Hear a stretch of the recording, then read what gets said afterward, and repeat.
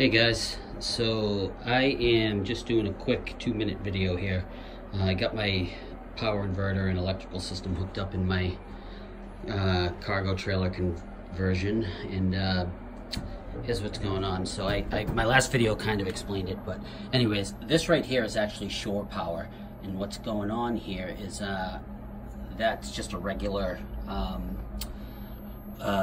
power strip, and it's running down to this little hole in the floor right there, and that basically is an outlet. So that's just plugged into my house right now, charging the battery. So I have the battery charger right now hooked up to this battery, giving it a charge, and that's coming out of my house. So that's basically shore power. So what I've got here is I've got this 115 amp hour battery wired up to this battery disconnect. You can't, it's got cables hooked up to it now for charging, so it's a little hard to see what's going on. But anyways, so it's coming out of the battery up into these bus boxes, and then out of the bus boxes up into the inverter. And then I've got this inverter, the remote control is going up under the cabinet. I've got a light hooked up to it. It's coming down over there, and then it's going out through the wall on the other side of the cabinet, and this is what's going on over here. So so this top one is the remote control for the inverter, so you can power it on and off. And then this switch panel, right now I've only got 2 switches hooked up to it.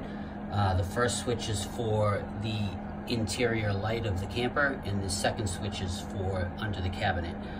Then it's got the LCD that tells you the voltage. Right now I'm running at 13.3 volts.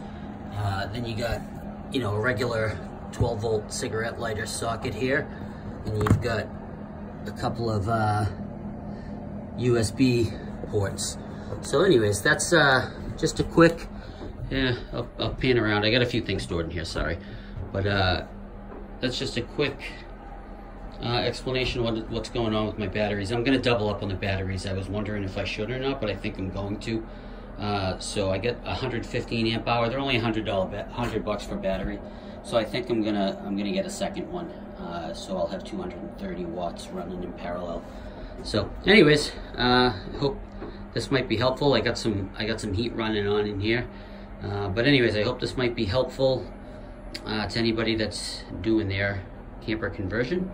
And I'll be sure to post some more videos as I go along. Talk to you soon. Bye-bye.